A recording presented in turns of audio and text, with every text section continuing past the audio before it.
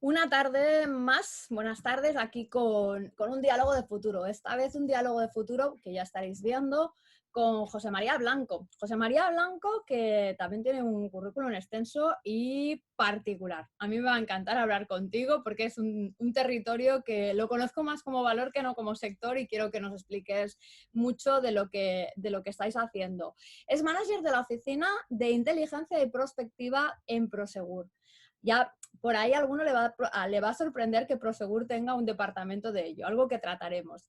Pero previamente también fue director de ciberinteligencia en CIFER y director del Centro de Análisis y Prospectiva de la Guardia Civil. Ahí queda, ¿sabes? O sea, tampoco sabía yo que la Guardia Civil tenía otro centro de prospectiva, también ya nos contarás. Profesor asociado en la Universidad de Comillas, en asignaturas como terrorismo y seguridad y redes, que ahora mismo es un tema absolutamente en auge, codirector del área de estudios estratégicos y de inteligencia del Instituto de Ciencias Forenses y de la Seguridad y del título de experto en análisis de inteligencia. Pues nada, bienvenido, José María, y todo un mundo por explorar ahora mismo en este diálogo que se nos viene encima. ¿Qué tal? ¿Cómo estás? Gracias. Pues muy bien. Bueno, dentro de lo bien que se puede estar en un mes de junio ya del año 1 después de Ceno, después de COVID. Y a punto de que nos Y quiten las mascarillas, una de las herramientas de seguridad que más hemos utilizado, sí, lo que simple. pasa es que mira que yo me he acostumbrado a la mascarilla, abriga. eh, para la gente que no es demasiado atractiva, pues también es un plus. O sea que, a ver si vamos a echar de menos luego las mascarillas.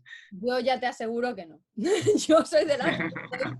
Lo del abrigo, mira, aún en invierno te lo compro, pero en verano da un calor y me cuesta respirar.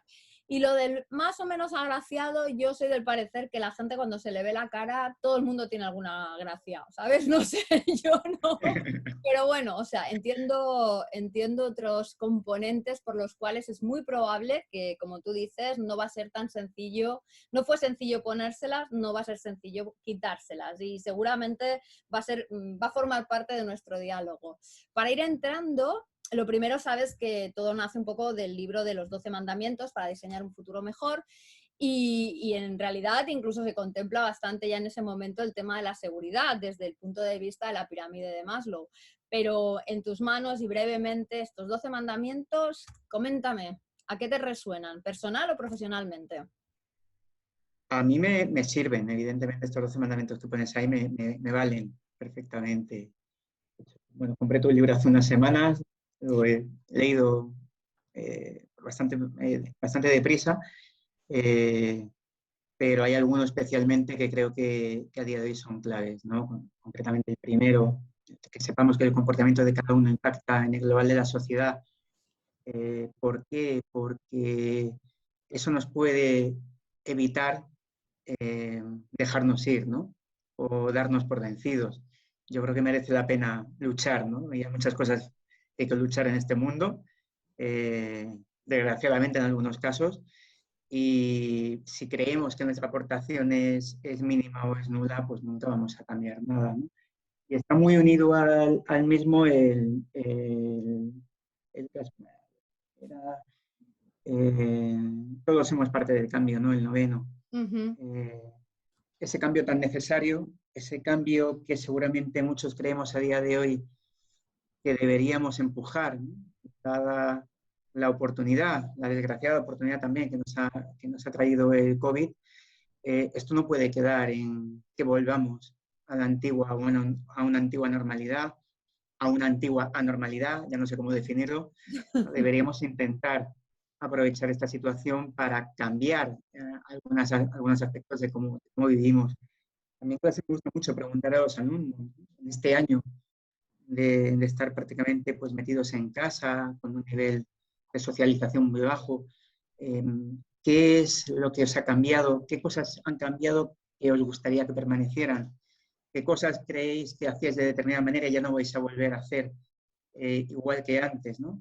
Bueno, como siempre hay gente que no ha pensado nada, pero, pero si después de la que ha caído no hemos llegado a ningún tipo de conclusión o pensamiento, pues yo creo que en estos momentos que yo creo que son de cierta demolición social, ¿no? En el que quiebran un montón de estructuras que han podido ser útiles durante años y años o décadas, estructuras políticas, estructuras económicas, estructuras sociales. Justo en este momento de esta cierta demolición social, el fortalecimiento, el empoderamiento del individuo creo que es fundamental, ¿no? Creo que es el pilar desde el que nos podemos levantar, pero sin duda un individualismo, un empoderamiento que nos conecte, ¿no? Por lo tanto, con la inteligencia colectiva y similares deberían ser el pegamento, la cohesión necesaria para todo ello, ¿no? No quedarnos únicamente en ese poder individual, porque entonces iríamos hacia otra tendencia, ¿no? También extrema y que también percibimos, aunque no sepamos del todo medir, ¿no? Que es ese individualismo creciente, ¿no? Ese espíritu de yo me desentiendo de todo. Si yo tengo un problema, alguien me lo solucionará o alguien debería solucionármelo y yo no soy parte de nada de esto. Total. Yo creo que prácticamente con esos dos son los que más me encajan, ¿no? Bueno, conectan con un montón de antecesores tuyos en estos diálogos, casi 70, y en muchos puntos, la verdad, y esas conexiones son las interesantes, Bueno, partiendo de la palabra normalidad, ¿no? Que ya no sabemos cómo definirla de lo normal o lo anormal, ¿no? O sea, teníamos un diálogo con Carla, que es antropóloga, que decía que al final normal es todo aquello que hay más de dos, con lo cual normal, aunque no nos parezca, hay muchas cosas, ¿vale? Otra cosa es que sean aceptables los comportamientos, pero normales, bueno, la normalidad era la de antes, la de ahora y la que seguiremos viviendo, ¿no? Y otra cosa que es muy interesante es cómo apelas al individualismo desde la conexión, ¿no? No desde el individualismo como igual se venía entendiendo, igual, como tú dices, de alguna forma todavía hay una tendencia creciente, pero que efectivamente desde aquí se ha repetido muchas veces que será el gran enemigo de este siglo, el individualismo, si no conseguimos vencerlo, ¿no? Que únicamente en esa inteligencia colectiva, en la comunidad, en el colectivo, es la forma en que podemos bueno, salvar muchos retos, avanzar y muchos otros elementos que nos van a ayudar un poco a este, como pongo aquí, reto que son los futuros mejorados, ¿no? Desde ahí vamos a ir entrando en la otra parte que conecta con los objetivos de desarrollo sostenible y el desarrollo sostenible en general, que evidentemente, cómo no, la seguridad está contemplada. Eso sin lugar a dudas, encajada en algún sitio y de forma transversal. Pero hay algo que me ha parecido interesante que recojo de lo que me has comentado, ¿no? Hablando un poco de la necesidad de que en este momento, o sea, lo que le preguntas a tus alumnos, ¿no? ¿Qué cosas han cambiado? ¿Qué cosas te han cambiado? Y que si no has percibido un cambio en tu vida, que igual todo esto no ha tenido sentido, ¿no?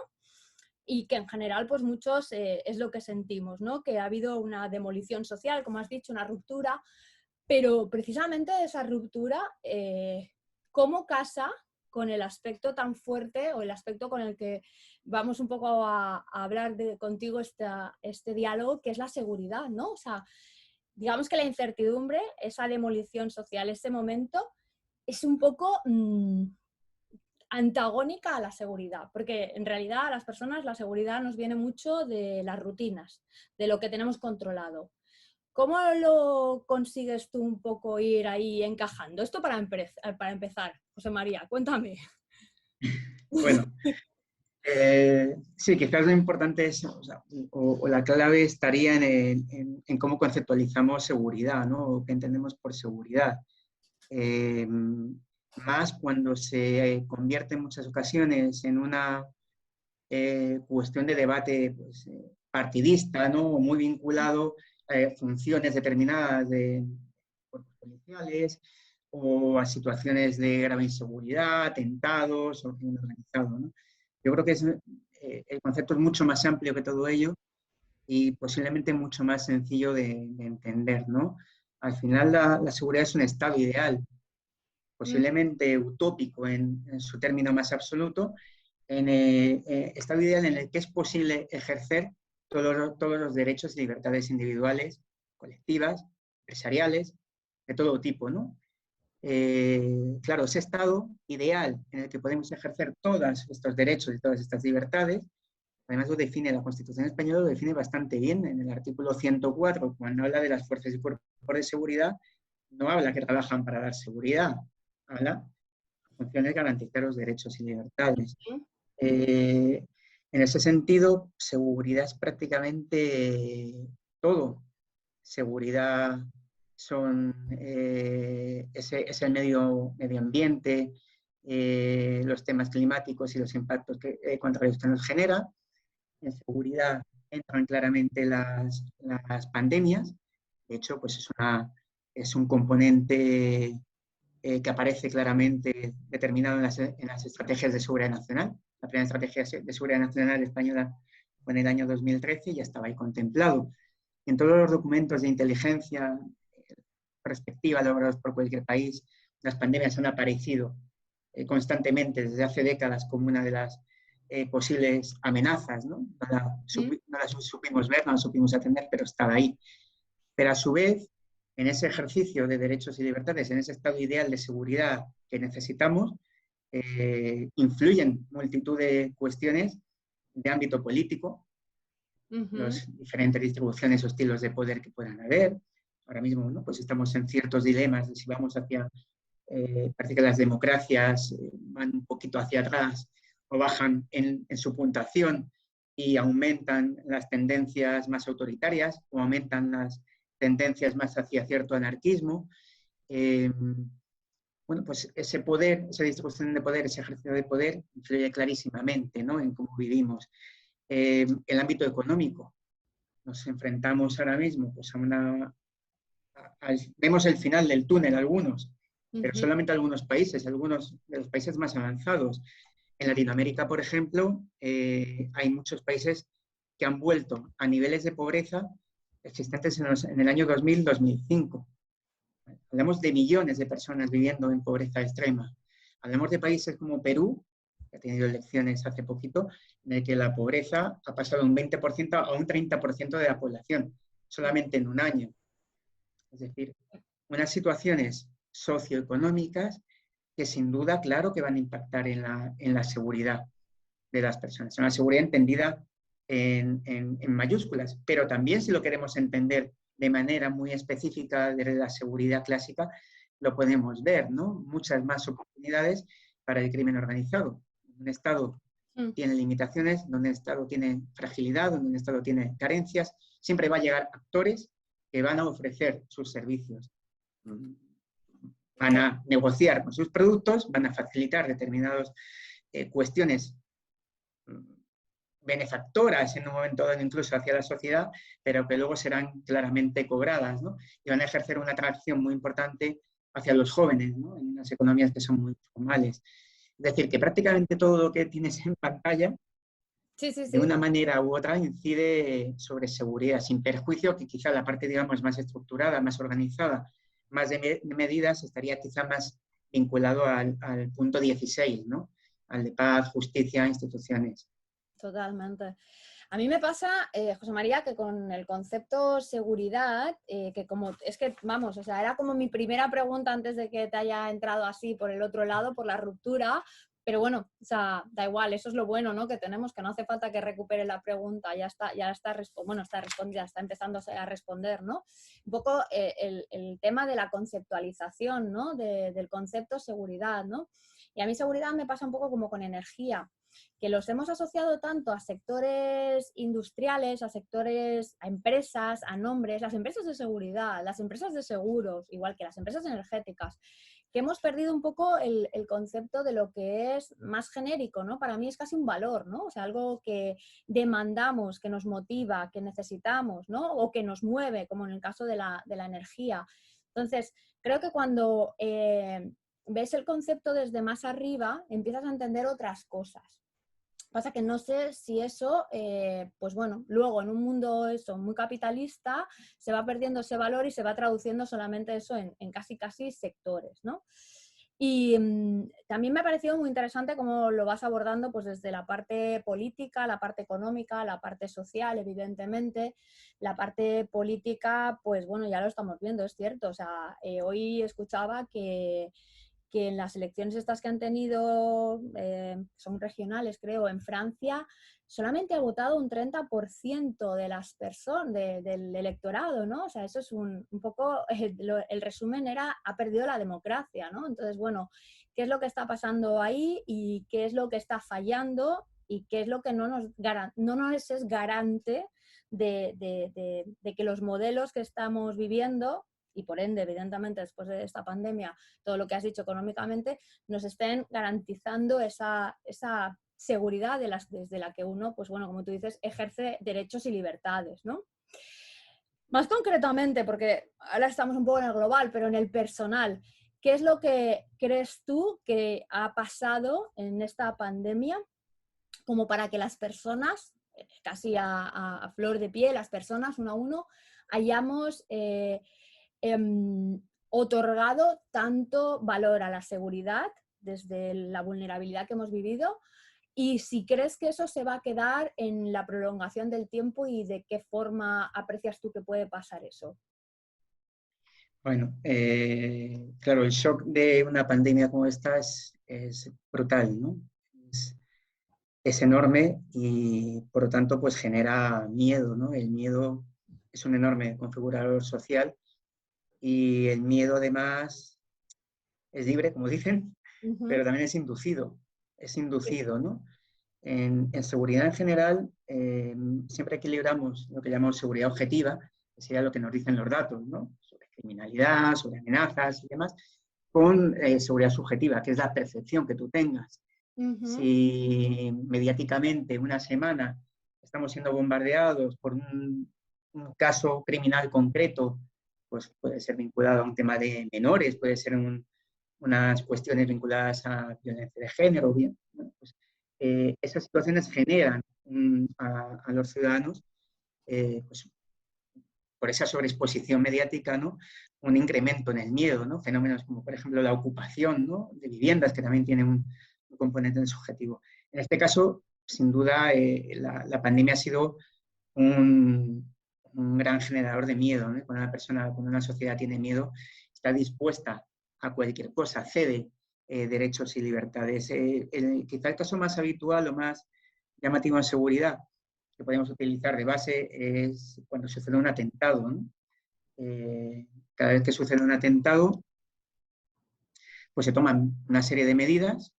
Además, suelen ser medidas no previas, sino medidas, digamos, incrementales, ¿no? Las políticas van cambiando a medida que van sucediendo cosas. Y nos encontramos con declaraciones como que el yihadismo es la mayor amenaza contra nuestras sociedades, ¿no? Eso lo habremos oído todos. Cosa que creo que no es así. O sea, estoy segurísimo de que no es la mayor amenaza para nuestra sociedad. Y se implementa pues, una serie de medidas, ¿no? Que en muchas ocasiones pues, son limitativas a, por ejemplo, los atentados de París de 2015.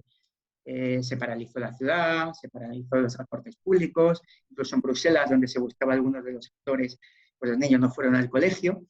Y entonces, claro, entra en juego ese debate de la seguridad y la libertad, ¿no? Si tenemos que ceder libertad en aras de una seguridad, ¿no?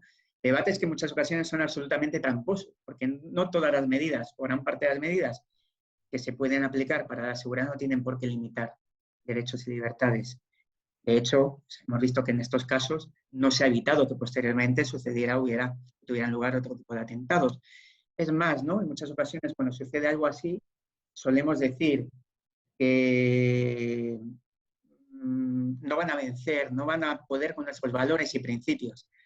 Bueno, pues si tú, el día posterior a un atentado, estás paralizando toda actividad de tu ciudad, estás dándole otras cartas ganadoras adicionales a esos criminales, ¿no? Estás condicionando absolutamente tu forma de vida por una amenaza, ¿no?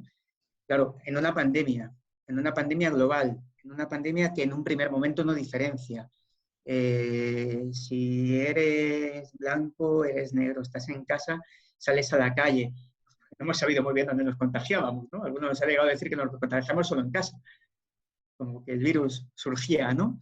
En esta situación, pues el temor ha sido mucho más global. Las horas dedicadas en televisión han sido brutales, o sea, una enorme sobreexposición.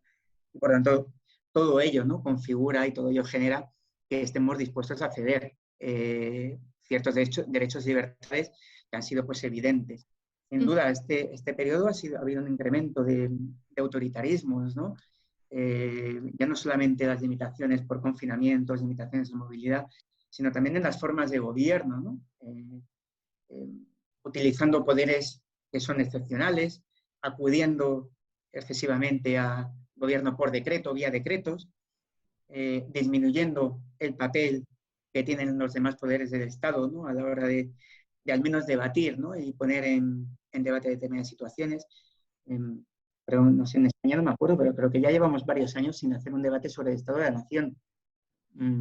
Bueno, luego podamos coincidir los no, ciudadanos no en sé que es no útil. sé por qué no me sorprende, también te voy a decir. No Ya, sé por ya, qué no me que luego sorprende. podríamos debatir. Si sirve para algo es mejor no tenerlo, ¿vale? Vale. Pero son medios existentes ahí para generar un debate, ¿no? Entonces, peligro, como tú apuntabas, el peligro es que muchas medidas o muchos estilos autoritarios que se han ido generando en países claramente democráticos, porque hay que decir que, claro, evidentemente, ¿no?, el entorno europeo son países claramente democráticos, puedan permanecer, ¿no?, más allá de esta pandemia. Bueno, yo entiendo que muchos países con democracias más o menos consolidadas tienen estructuras ya muy fuertes para poder lidiar con estas situaciones, ¿no? A todos nos asustaba muchísimo la situación de Estados Unidos a final de año, ¿no?, con el cambio de presidente de gobierno en esa enorme polarización social. Pero vemos que Estados Unidos tiene unas instituciones muy fuertes, que van a estar por encima, ¿no?, de intereses al final individuales o intereses partidistas. Yo creo que en muchos países eso también sucede, ¿no?, que al final se acude y vemos que hay un tribunal supremo, que hay un tribunal constitucional y que en muchas ocasiones dictaminan de manera contraria al poder. Eso es parte de la confianza, ¿no?, y eso es parte de lo que nos hace... Sí, yo creo que una clave va a ser el construir o reconstruir en todos los sentidos. No he llegado todavía a la parte digital, que ya llegaremos, marcos de confianza, porque yo creo que ahí está la clave que está totalmente destruida de alguna forma, los marcos de confianza en los que movernos. Hablabas de Estados Unidos.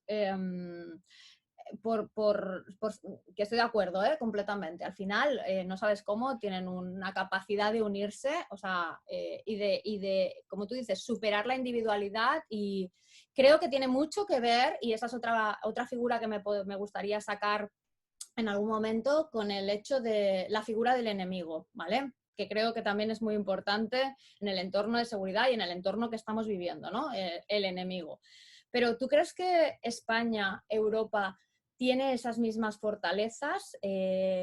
¿Podremos también garantizarnos esa salida conservando nuestros derechos y libertades, y no se verán resquebrajados por todo lo que ha estado pasando durante este año, que bueno, que digamos que podría haber sido más anecdótico si no viniéramos ya de un cierto resquebrajo de confianza política? Bueno, yo sí creo que tienen, Europa por lo menos, o al menos tiene unos principios o unos sistemas bastante garantistas, o muy garantistas también, ¿no?, con los derechos y libertades, ¿no? Y luego, tiene una Unión Europea, en caso de que continúe, evidentemente, ¿no?, en caso de que no quiebre, porque es uno de los cisnes negros, ¿no?, o wildcards, o cuestiones que siempre se apuntan en el horizonte, ¿no?, como uno de los posibles shocks que podríamos tener en el futuro. Si no quiebra, que tiene sus... que sería un escenario clarísimamente, ¿no?, cuando estamos viendo que los intereses de los socios divergen absolutamente, ¿no?, que también se está produciendo una polarización política con extremos clarísimos, que determinados países pueden entender como afrentas que no, la agenda europea no atiende a determinadas problemáticas, unos u otros a lo mejor no son tan sensibles. Yo en principio creo que si hay estructuras fuertes, que eso nos pueda garantizar sobre cualquier posible futurible o futuro o distopía indeseable, como, no sé, un golpe de Estado en algún país europeo, pues ¿quién nos ¿quién nos puede decir a día de hoy que no pudiera suceder, ¿no? Lo ves Bueno, mucho más probable en otros lugares, ¿no? En otros entornos geográficos. Pero bueno, en esa parte yo creo que sí, que Europa pudiera ser resiliente, ¿no? A la situación. total. Bueno, vamos a ver, antes de avanzar por ahí, que quería retomarlo, me preguntaba, o sea, ahora ya como sector, ¿vale? Como sector, el sector de las aseguradoras, ¿vale? Que al final son como un poco ese garante en algunos aspectos que, pues bueno, nos dan tranquilidad. Compramos a futuro, porque es una compra a futuro, normalmente es compro el seguro de la casa para un año, o sea, compra a futuro, eh, cierta tranquilidad. ¿Qué crees? O sea, ¿cuál es...? La pregunta es un poco no bonita, pero es así. ¿Tú crees que van a ser muy oportunistas en este momento? Por ejemplo, me pongo el caso y lo estoy viviendo cercanamente ahora. Noto un gran oportunismo en el tema de los seguros de viaje, porque evidentemente ahora, o sea, estás muy atado, incluso hay muchos requisitos. Entonces, ¿tú crees que todo esto se va a trasladar a otros tipos de seguros o esto va a ser algo muy pasajero y afortunadamente, bueno, será un poco un momento y luego ya se irá normalizando y no habrá tanta como, ¿cómo te diría? No es que la palabra no creo que sea abuso, ¿no? Pero un poco del consumidor. No, la necesidad de sentirse seguro es consustancial, ¿no? Al ser humano y además a la vista de todo lo que ha sucedido, a la vista de la pandemia, poquita gente comprábamos un seguro cuando viajábamos, poca gente cogíamos un seguro de cancelación. Ahora no tengo datos, ¿eh? No he visto los datos, pues es otra cosa diferente un poco a la seguridad privada, pero entiendo que buscamos, ¿no? Claramente esas garantías. Otra cosa sería llamar o no oportunismo, ¿no? Porque al final pues estamos hablando de empresas, estamos hablando del sector privado y evidentemente pues, su objetivo es tener, tener un beneficio, ¿no? Lograr un beneficio. Si es a su vez contribuyendo a un bienestar social o una prestación de servicios necesarios para la ciudadanía, perfecto, mejor que mejor, ¿no?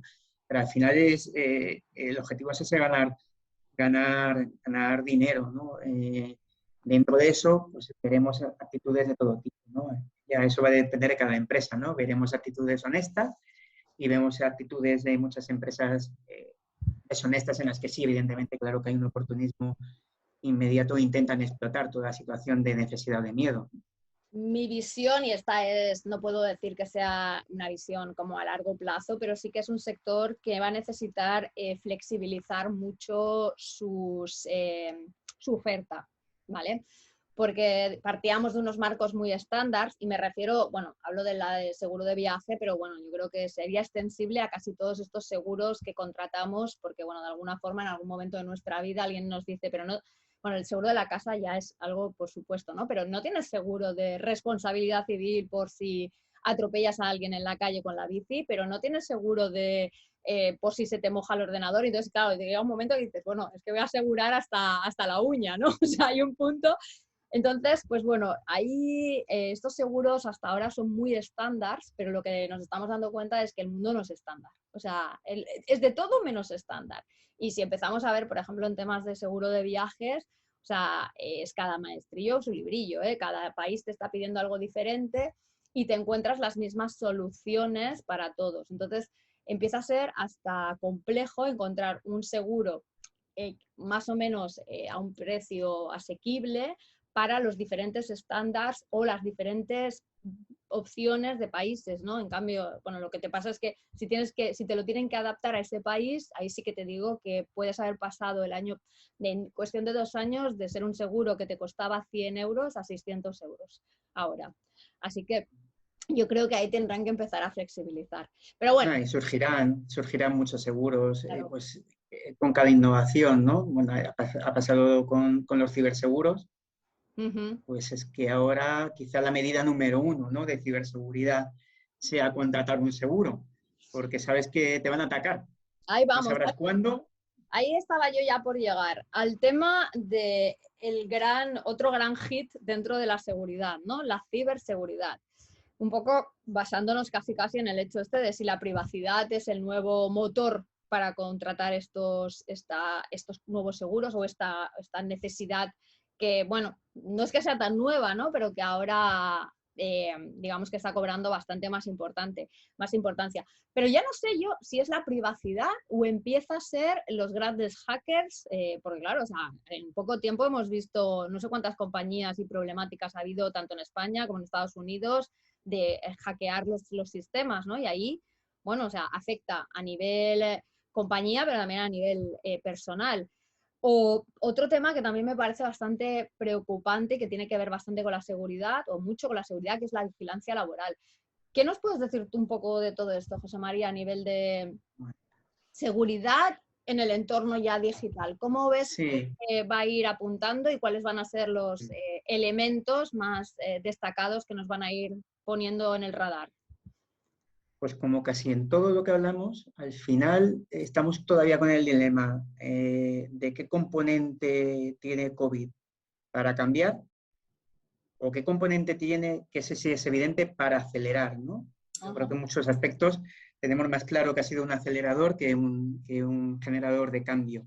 E incluso las cosas que han cambiado, estamos viendo cuáles van a ser estructurales y cuáles van a ser meramente coyunturales y volveremos a lo antiguo, ¿no? Por supuesto, todo esto nos ha llevado a un mundo mucho más digital. Nos ha metido en casa, la casa es la gran fortaleza, ¿no? La casa, la vecindad, nuestra calle, nuestra zona básica de salud, los que vivimos en Madrid, ¿no? Era algo que no, un concepto que desconocíamos y ahora conocemos perfectamente. Y claro, ese plegarnos a casa hemos convertido nuestros domicilios en nuestros centros de mando, ¿no? Donde tenemos, es nuestra nave donde vamos pilotando absolutamente toda nuestra vida y la pilotamos pues con un móvil, con una tablet, con un ordenador, con el ordenador de la oficina, porque muchos, o al menos en parte, nos enviaron a casa a trabajar y ahí el primer elemento claro que tenemos es que amplificamos muchísimo todos los vectores de ataque, ¿no? Utilizamos medios de manera indistinta, nos sometemos a trabajar o trabajamos alegremente con el wifi de cualquier lugar o cualquier contexto, sin atender a ningún criterio mínimo de seguridad, y bueno, y por mucho que queramos, en España sobre conciencia de ciberseguridad todavía hay muchísimo que hacer, muchísimo. Algo hizo WannaCry, algo está haciendo ahora COVID, pero hay mucho, mucho más, ¿no? A la mayoría de empresas esta situación les pilló sin estar preparados y bueno, pues no sé si al final las medidas han sido las mejores o las peores. Hemos visto que sí, que todo el sistema funciona, que podemos conectarnos a Internet de cualquier sitio, gracias Telefónica, pero con multitud de problemas, ¿no? Esa multitud de problemas además hacen que, o nos están llevando a que todas nuestras interacciones son digitales, cosas que ya no hacíamos, que hacíamos medio físico, medio lógico, ahora las hacemos todas por Internet. Yo compraba libros en Internet, ahora ya compro todo, hasta la cerveza, absolutamente todo, ¿no? Y dices, joder, ¿por qué compras la cerveza por Internet y no te vas a la tienda de al lado? Digo, no, porque primero hubo 2 meses que yo no podía salir. Lo segundo, porque me voy a la tienda de al lado y a lo mejor no tiene todas las marcas. Y yo aquí me meto en casa y veo todas las marcas. Lo segundo, porque me las traen y no vengo cargado con ellas. Lo cuarto, porque me lo dejan en la puerta. Pues claro, José María, eso no es muy sostenible. Te voy a enviar a... No es nada, no. Te voy a dar el dibujo de May López para que aprendas. Voy a criticarlo, voy a criticar esa parte, efectivamente, ¿no? O sea, estamos de una manera u otra contribuyendo a que el mundo sea como nos viene siendo dictado básicamente por las grandes empresas tecnológicas, que nos lo ponen todo tan cómodo y tan bonito que nos olvidamos de todo lo demás, ¿no? Era la segunda parte. Pero al final todo eso influye, ¿no? en los ciberataques. Y bueno, yo 2 años estuve llevando ciberinteligencia en la división de Prosegur de ciberseguridad y hay un tema que, una frase, ¿no?, de un experto en ciberseguridad, que si creemos que todo esto va de tecnología, no sabemos ni de tecnología ni de seguridad. Esto va de psicología, esto va de sociología. O sea, esto es cuando tú pinchas en un link, los criminales ya están sabiendo que tú estás comprando muchísimas cosas por Internet. Los criminales saben perfectamente que un elevado número de personas vivimos estresadas, no tenemos tiempo, no tenemos paciencia. Es el cumpleaños de mi hija mañana, yo no he podido comprar nada, no he podido salir a la tienda, he salido de mi oficina en la antigua anormalidad a las 10 de la noche, no me ha dado tiempo a pasar por ningún sitio, compro una cosa, estoy preocupado porque llegue, porque si no voy a fallar a mi hija encima también el día de su cumpleaños, cuando ya la fallo todos los días que llego muy tarde, ¿no? Y claro, estás estresado, 11 de la mañana en la oficina, te llega un mensaje con algo, algún tipo de incidencia sobre tu envío y directamente vas a pinchar. Eso no es detrás ni gran tecnología, ni gran innovación, ni absolutamente nada. Es aprovechamiento de las características de la psicología colectiva o de nuestra forma de vivir a día de hoy. Por lo tanto, detrás de todo esto hay muchísimas cosas vinculadas a eso, ¿no? A la dopamina, a la hora de que te enganche determinada red social, o hacer un like, o seguir a alguna persona, o seguir una conversación. La ingeniería social, por supuesto, ¿no? Como gran driver, ¿no? Esas capacidades de poder engañar, pero siempre utilizando de base todo eso. Entonces, claro, en este mundo actual, pues prácticamente todo va por esa vía. Pues la capacidad, la posibilidad de engaño es enorme.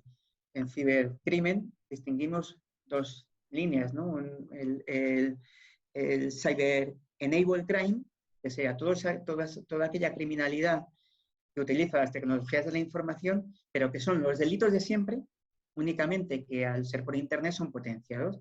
Por ejemplo, el bullying, el acoso a los niños, o el acoso sexual.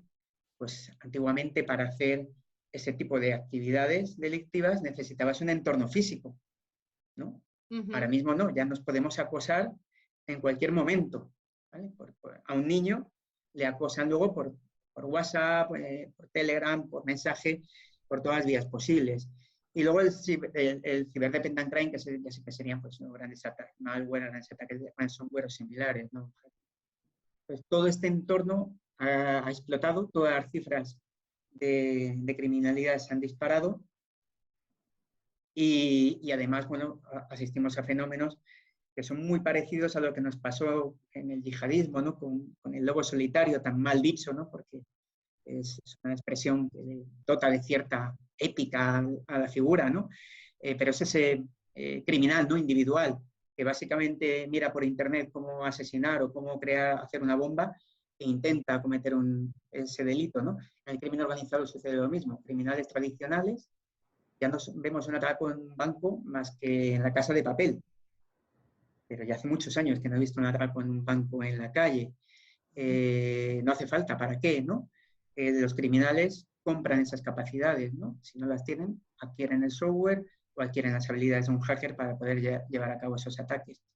Entonces, bueno, estamos llegando a ver esos grupos organizados criminales muy potentes, porque además son inteligentes, tienen fondos, tienen buenos abogados, tienen buenos tecnólogos, tienen buenos blanqueadores de capitales, o sea, cuentan con muchos medios, pero además también criminales individuales o grupos de crimen tradicional que adquieren todas las capacidades para hacer ahora crímenes en el ciberespacio. Y un poquito en esa situación estamos. Sí, no es poca cosa, no es poca cosa. Y ahora mismo a ver cómo reconduzco yo todo esto para hacer así un poco de... Bueno, me voy a quedar con algo que me parece bastante interesante, ¿no? Lo que has dicho de esto no va ni de seguridad ni va de tecnología, va de psicología, ¿no? Al final, la sensación o la realidad, lo que tú acabas de decir, es que están identificando las vulnerabilidades en nuestros patrones de conducta, que viene a ser lo de siempre, pero ahora en un entorno digital, ¿no?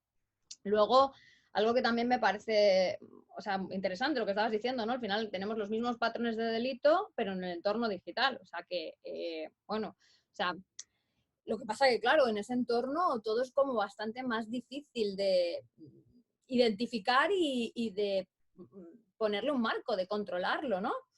Pero otra cosa que me parece súper evidente, o sea, no se atraca un banco porque lo físico no tiene ningún interés en atracar lo que hay en un banco. ¿Tú crees que ahora en un banco hay dinero? O sea, al final ya saben que el dinero no está en el banco, ¿no? Entonces sí que había un concepto de que el dinero era algo material, pero si es que ahora con la desmaterialización no tiene ningún sentido hacer ni un alucinaje.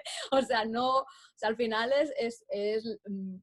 quien realmente quiere hacer un gran delito nunca se va a ir. Como tú dices, solamente se irá en la ficción a la Casa de Papel, bastante bien traída, pero que no, en la vida real ahora ya no tiene ningún sentido.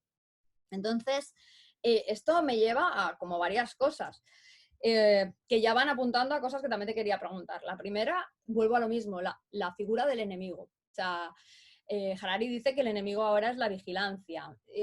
Yo no sé, o sea, y yo siento que además es cierto que en esta sociedad, en todas las sociedades, parece que necesitamos tener enemigos para cohesionarnos, ¿no? Y bueno, eso mejor que Estados Unidos no lo ha sabido crear nadie. Yo no sé si tú consideras que realmente esa vigilancia de datos es el nuevo enemigo o uno de ellos.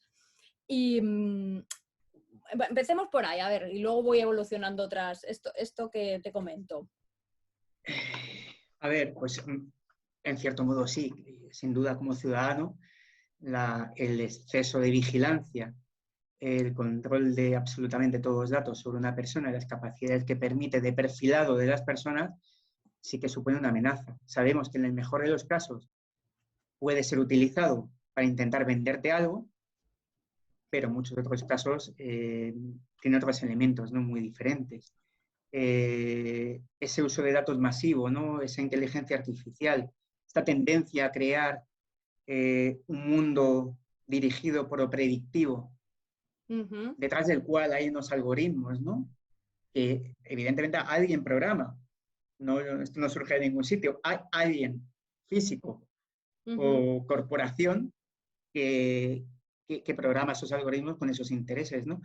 Y que, ya digo, en el mejor de los casos va a ser vendernos algo que creen que necesitamos, crearnos una necesidad que a lo mejor no tenemos, que es algo también muy propio, ¿no?, de estos tiempos, ¿no? Un poco algunas derivas de este boom innovativo y tecnológico, ¿no?, de buscar soluciones tecnológicas a problemas que no existen, ni siquiera existen todavía, pero además con otras cuestiones que yo creo que son las que a mí más me preocupan, ¿no?, que sería la influencia, por ejemplo, en la toma de decisiones de los individuos, ¿no? Sí. La utilización de los datos para de una forma más o menos burda, pero puede ser muy smart, muy inteligente, poder influir en toda nuestra toma de decisiones, ¿no? Vamos a delegar nosotros qué bebida nos interesa o nos viene mejor, porque una máquina me va a ver el iris y va a analizar en Internet todos mis pensamientos.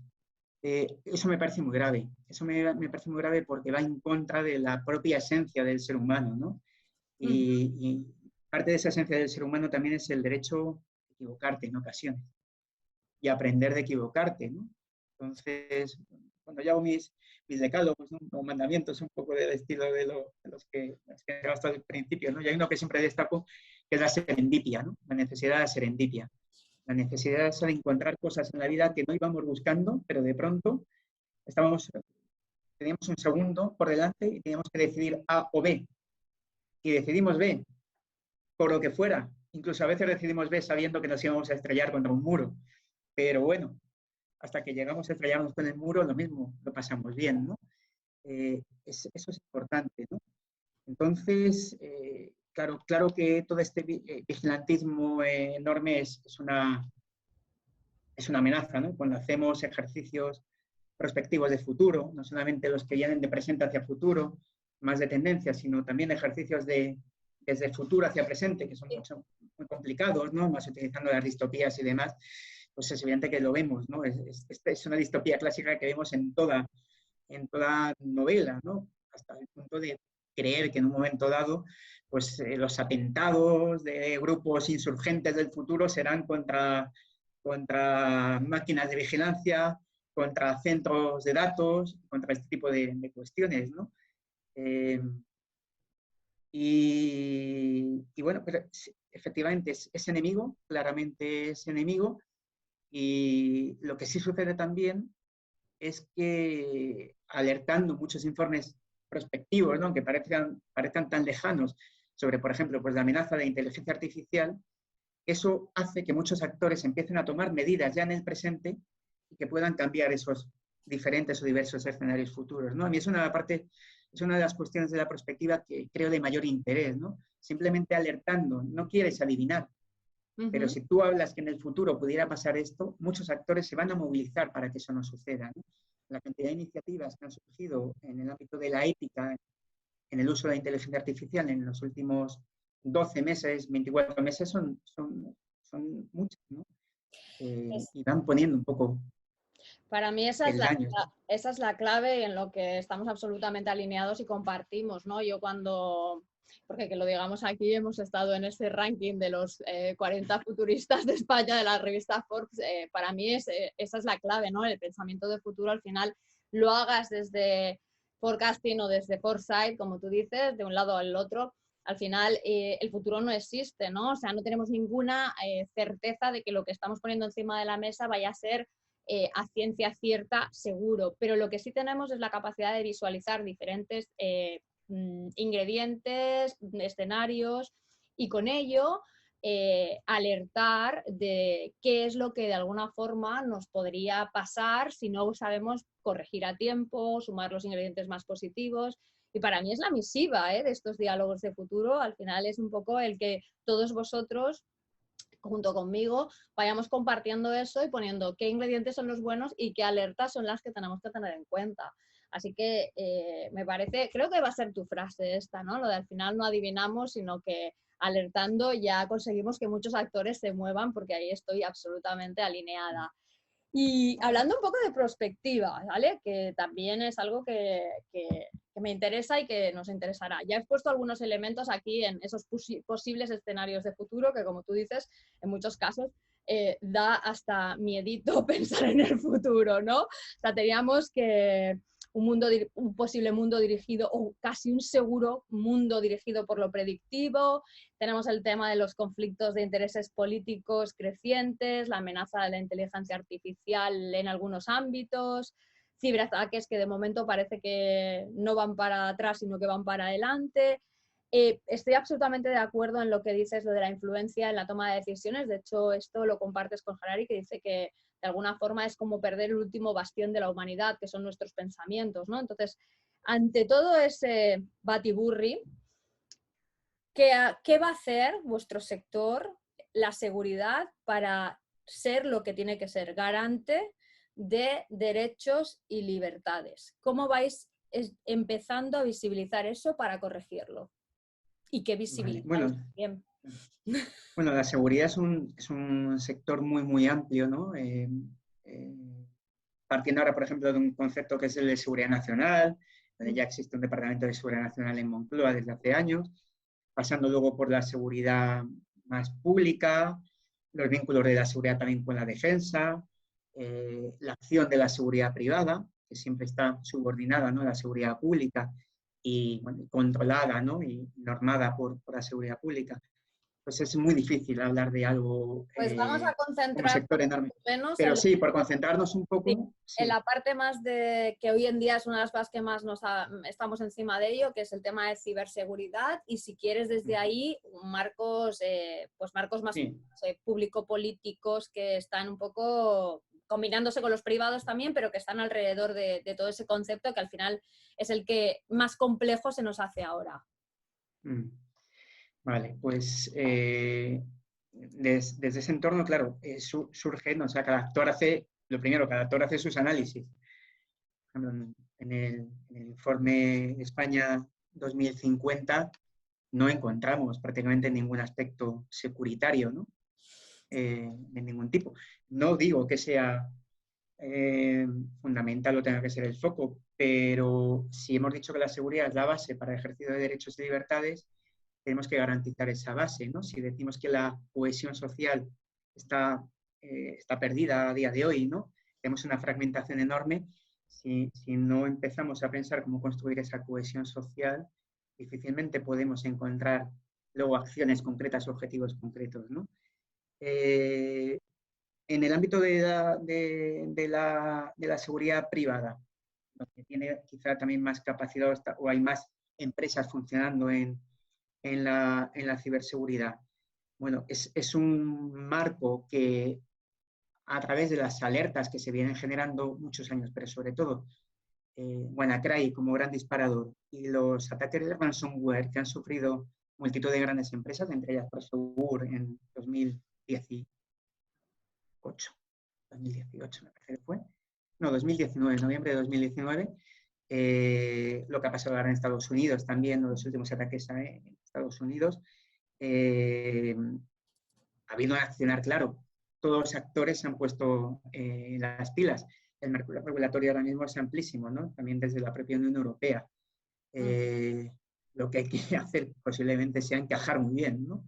Todos esos marcos normativos y toda esa actividad de todos los actores que ahí intervienen.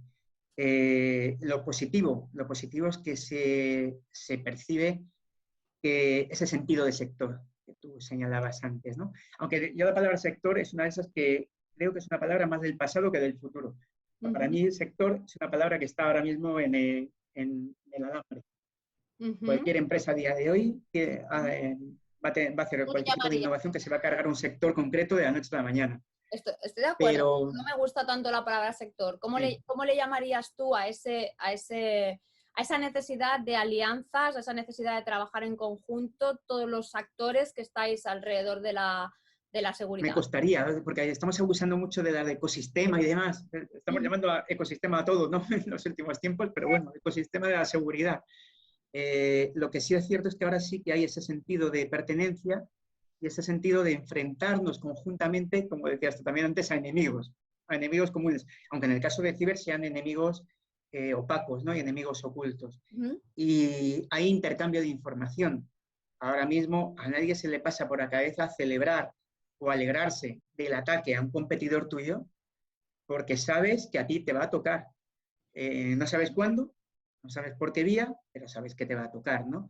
Entonces sí que hay ese intercambio de información, sí que hay un intercambio claro de, bueno, cuando una empresa tiene un ciberataque, entre unas y otras, pues se pasa la muestra del bicho para que lo puedan ver, lo que se llaman los indicadores de compromiso, para que todos puedan adoptar medidas, para que todos puedan adoptar las mismas medidas para evitar lo que a ti te ha pasado, ¿no? De cara a futuro, bueno, yo creo que el debate sobre la seguridad en general, yo creo que tiene que ver, va a tener mucho que ver con lo público-privado. Eso, bueno, pues ahora mismo más en algunos países que en otros. Claro, vemos que la percepción de inseguridad crece, vemos que nos enfrentamos en los próximos meses de mucho desorden social. En desorden social ya no hablo solamente de protestas o manifestaciones que son ejercicios legítimos y que están claramente, ¿no?, en lo que es hábitos o actos de una democracia, sino violencia, ¿no? Actos que estamos viéndolo ya, ¿no?, cada vez con mayor violencia, con muchísima anomia social, desprecio a la ley, desprecio a la autoridad, desprecio a la policía, y eso, lo está alertando el Fondo Monetario Internacional, pues creemos que va a suceder, ¿no? Creemos que también el crimen organizado con todo su poder, ¿no?, sus estructuras, con sus implicaciones con gobiernos, está ganando, después del COVID, está ganando. Hay una posibilidad enorme para cubrir todos los vacíos a los que no lleguen los estados. Muchas veces hablamos de cárteles de narco, no, es que son multinacionales criminales. Ya no hablemos solamente de la parte del narcotráfico, sino de la infiltración también en la economía legal, de la infiltración en las instituciones, de la atracción que ejercen. El narco mexicano, por ejemplo, es un tema de cultura. Hay más canciones dedicadas al Chapo Guzmán que a Nelson Mandela, ¿no?, si buscamos en Spotify. Esas dos cuestiones van a hacer que haya una necesidad mayor, una demanda mayor de seguridad. Pero en un contexto de crisis, posiblemente los actores individuales y las empresas van a tener menor presupuesto, menor disponibilidad para pagar esa seguridad. Por lo tanto, la seguridad yo creo que lleva dos patas ahora claras. Ese equilibrio entre lo público y lo privado, que puede ser a nivel general, ¿eh? Las 5 mayores empresas tecnológicas de Estados Unidos, por capitalización bursátil, serían el tercer país del mundo a día de hoy por PIB. quién sabe si en un momento, en un futuro, encontramos un país privado. Wow. Tú eres un país, no, yo soy privado. A mí no me llames país, ni siquiera. Yo soy privado, esta es mi zona. No lo sabemos, ¿no? ¿Qué equilibrios vamos a hacer para que se pueda cubrir esas necesidades que muchas empresas y muchos ciudadanos tienen de seguridad y que no pueden ser satisfechas por Estado, ¿no? Y lo segundo, pues para poder dotarnos de seguridad en este mundo cada vez es más digital, necesitamos tecnología, ¿no? Tecnología es el enorme game changer de nuestros tiempos, ¿no? Game changer en ese sentido de el gran generador de cambio que genera tanto impactos positivos como negativos. En unas ocasiones serán negativos, en otras serán positivos, y lo que intentaremos hacer sea que los positivos ganen, ¿no? En inteligencia artificial, por ejemplo, es una clave, ¿no? Estamos advirtiendo desde hace tiempo el uso de la inteligencia artificial por parte de los cibercriminales para hacer ataques más dirigidos. Pero es que a su vez tú incorporas en tu defensa capacidades de inteligencia artificial también. O sea, al final se convierte en una lucha de tecnologías, ¿no? Una lucha de inteligencias artificiales. Sí, sí. Sí. Pues Entonces yo creo que ahí son un poquito las dos claves, ¿no? Y bueno, y pensando también un poco en la imagen que tenemos de la seguridad privada concretamente, pues va muy unida a lo mejor a los vigilantes que están en el metro, en las tiendas y demás. Pero bueno, la seguridad privada yo creo que a día de hoy no es así. Yo invito a cualquier persona a entrar en la página web, por ejemplo, de Prosegur, ¿no? Y ver cómo prácticamente es más bien una empresa de tecnología para la seguridad. Es que, o sea, está muy bien, ¿eh? O sea, nos hemos ido compenetrando muy bien porque siempre las cosas como que a mí me gusta poner como un poco un paraguas de cositas que quiero sacar, pero luego me voy desviando porque me parece más interesante lo que vosotros contáis y me da lugar a preguntar otras cosas, pero en realidad aquí cada tema que yo quería sacar lo has sacado tú antes para introducírmelo. Así que me viene de lujo para cerrar esta parte. Bueno, voy a resaltar de esto que acabas de comentar lo positivo, porque bueno, al final también, o sea, está bien el hecho de que se saquen cosas positivas y creo que al final un sector que ha hecho eco de esa cohesión de ecosistema de actores o lo que queramos llamarle, ha sido el sector científico, ¿no? Pues está muy bien que al final todos empecemos a darnos cuenta de que ese intercambio de información nos va a ayudar, ¿no? O sea, en todos los sentidos y que creo que si todos los agentes que están alrededor de ese garante de seguridad empiezan a intercambiar la información y a trabajar en conjunto para de alguna forma, bueno, gracias a que se han dado cuenta de que los enemigos son comunes ahora, pues hombre, nos da como un poquito más de tranquilidad que si cada uno va haciendo la guerra por su cuenta, ¿sabes? Eso me parece un gran acierto. Luego, evidentemente, las dos patas que has comentado me parecen también muy interesantes resaltarlas, ¿no? La parte esta de cómo con ese equilibrio público-privado podemos conseguir unas garantías de seguridad a los más desfavorecidos.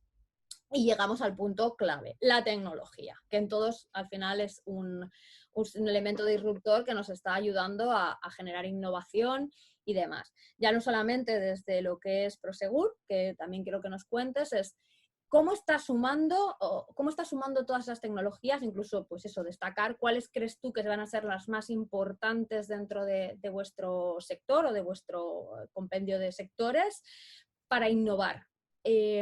Y si nos pones algún ejemplo, incluso pues aterrizamos cosas que nos hagan decir, ostras, pues fíjate, esto no lo había pensado y mira qué bien funciona cuando lo aterrizamos con innovación. Cuéntanos, José María. Bueno, yo creo que más que una tecnología concreta, la clave, y bueno, en línea con muchos expertos, ¿no?, en este tipo de cosas, Diamandis, Colder y toda esta gente, es la convergencia de tecnologías. Yo creo que es la clave, ¿no? O sea, por un lado, efectivamente, tenemos un crecimiento, un cambio exponencial, está muy bien, ¿no? Y es lo primero que en muchas ocasiones tenemos que enseñar, ¿no? Cuando hablamos de estos temas de futuro y de perspectiva, la diferencia entre lineal y exponencial, ¿no? Ya, Pero sí. al margen de eso es la convergencia. Muchos avances que ahora mismo están ahí en ciernes serían imposibles simplemente desde la utilización de una tecnología concreta, ¿no? Es la convergencia de muchas de ellas, Sí. por ejemplo, combinar inteligencia artificial con nuevos materiales. Si hubiésemos seguido se hubiesen cumplido muchas predicciones del pasado, a día de hoy ya tendríamos pues taxis voladores al menos. No digo nuestro propio vehículo autónomo para el que tenga un ático, claro, o un jardín volador, pero sí tendríamos taxis voladores. No ha sido posible.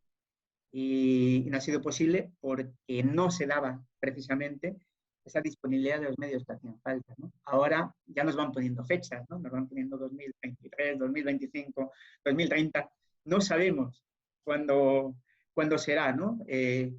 Pero vamos viendo cómo esa unión de, pues eso, inteligencia artificial, computación cuántica, todo el sistema de reconocimiento facial, biotecnología. toda la tecnología, que es un campo enorme y no exento también de o sea, grandísimos avances para la humanidad, grandísimimo, pero no exento también de amenazas si es utilizado desde el punto de vista del mal, ¿no?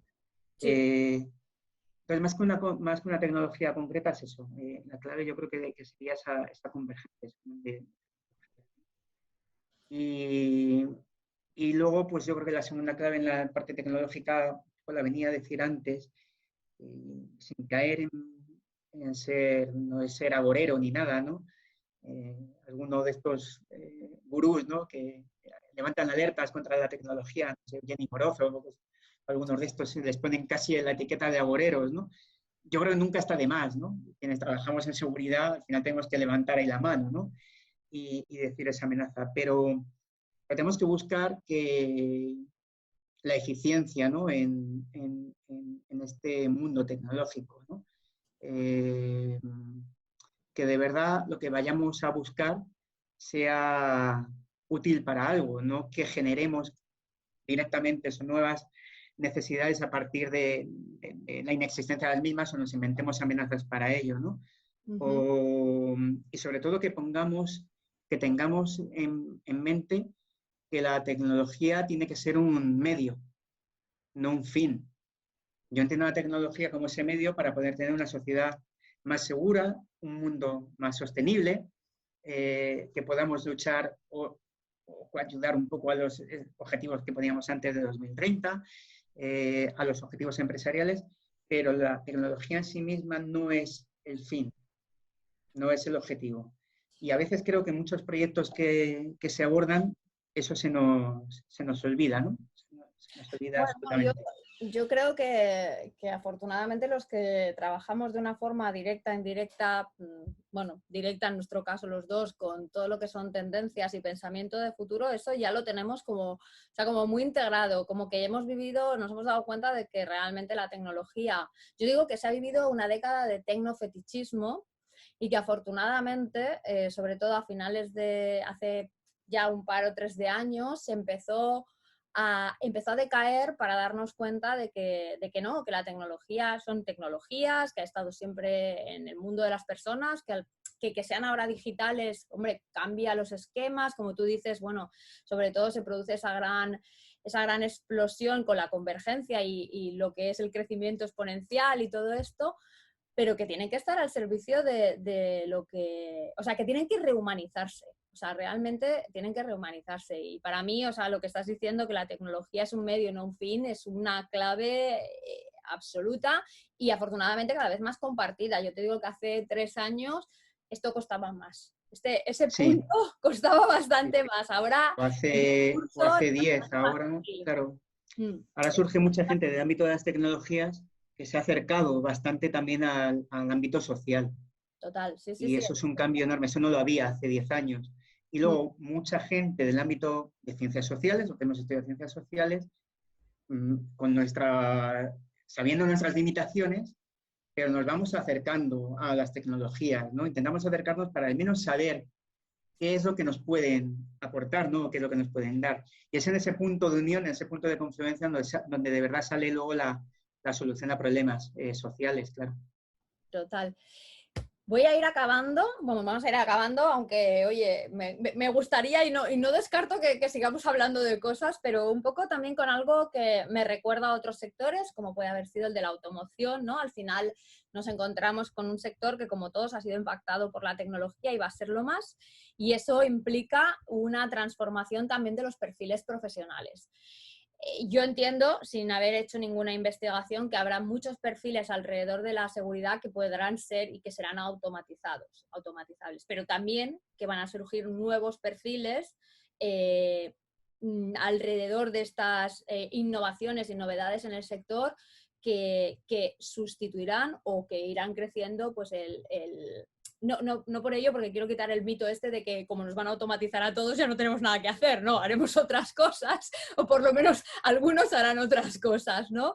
Entonces, ¿qué perfiles apuntas tú o crees tú o qué disciplinas le dirías tú a la gente que quiera dedicarse a esto, que sería interesante que pusieran en su ecuación de perfil, currículum, sílabos de su carrera? Bueno, hay multitud, ¿no? de profesiones o de estudios, ¿no? Que pueden llevar luego a trabajar en temáticas de este tipo. O sea, yo estudié empresariales y derecho. Mi devenir profesional ha sido muy variable, ¿no? Desde ser auditor en el Ministerio de Economía a ser jefe de personal en la Guardia Civil, hasta acabar un poco en estas temáticas. O sea que yo creo mucho más al final también en las competencias. En las competencias que trabajemos, ¿no? Y que vayamos orientando mucho más la formación hacia las competencias, ¿no? Llevo temas de formación, por ejemplo, en la autónoma, en temas de análisis de inteligencia, y ahí claramente hay una orientación hacia competencias, ¿no? Buscamos el pensamiento crítico, buscamos la creatividad, buscamos la solución de problemas, buscamos las habilidades de comunicación, pero de comunicaciones que son diferentes, ¿no? Porque ahora mismo ya sabemos que estamos en un momento que no podemos convencer a nadie con la lógica o con la argumentación en muchas ocasiones, hay que hacerlo con un storytelling diferente o con un storytelling visual. Pues hay muchos campos interesantes, ¿no? A mí desde el ámbito de la seguridad, lo que yo estoy viendo y los cambios que he visto, ahora mismo lo que se está precisando y demandando muchísimo son científicos y arquitectos de datos, muchísimo. O sea, yo creo que hay más casi demanda que oferta. Y, por supuesto, perfiles de ciber, ¿no? De ciberseguridad. Claro. Pero también con un mal planteamiento, ¿no? Estamos buscando ingenieros cuando los ingenieros estudian ingeniería, no estudian ciberseguridad. Y en cambio estamos dedicando un montón de medios, universidades, cursos a formar a criminólogos, a personas en temas de seguridad internacional, relaciones internacionales, dándoles muy poquitos conocimientos sobre ciberseguridad.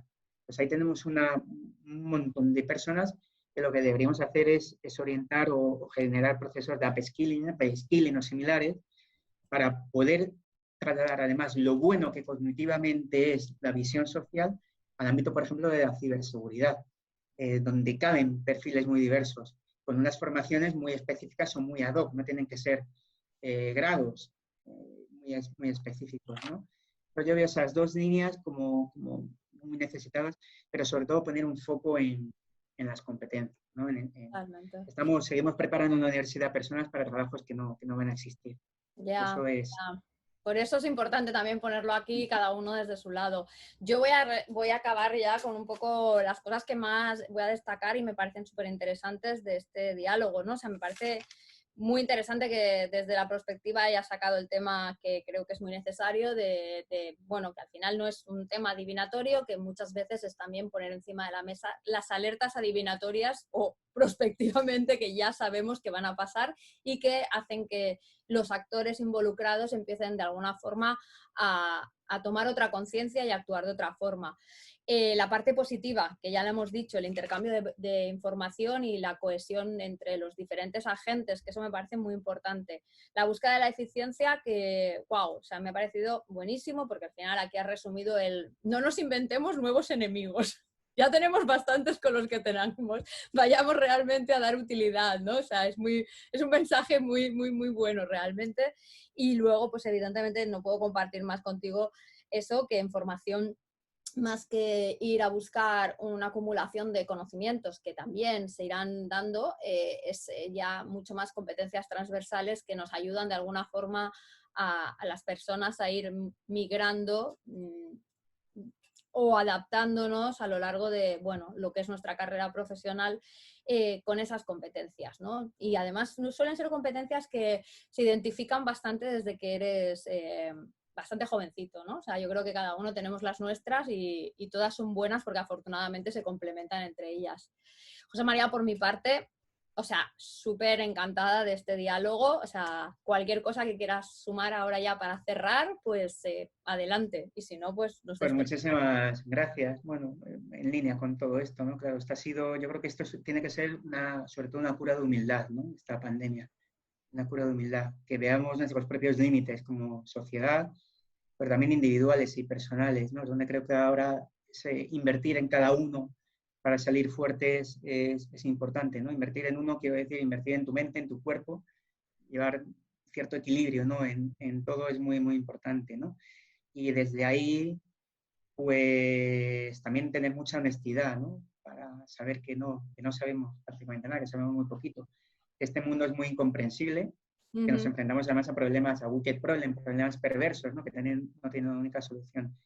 Y que, bueno, pues como haces tú, ¿no? Y como hace toda la gente que pasas por aquí y muchos de los que están en esa lista, ¿no? Yo creo que quizá lo que más nos une, ¿no? Yo creo que es que nos permitimos soñar, ¿no? Aunque trabajemos con cosas como la seguridad o como amenazas, ¿no? Que en cierto modo pues, tienes que compensar luego de alguna manera para no acabar enfermo, ¿no? O con ansiedad o angustiado, es que nos permitimos soñar, ¿no? Que se pueden hacer las cosas de otra manera, que se pueden hacer cosas mejores. Y yo creo que sí que merece la pena, además de estar imaginando distopías, luchando, ¿no? Cada momento por utopías. Así que nada, un placer compartir contigo esta conversación. Muchas gracias. Y lo comparto. El futuro de alguna forma nos tiene que enamorar, no puede ser algo que sea distópico, así que nos permitimos soñar, claro que sí. José María, mil gracias. O sea, nos Bien, emplazamos en otra en cualquier momento. Y gracias por colaborar y sumar a diálogos, ¿vale? perfecto, muchísimas gracias. A todos. Chao.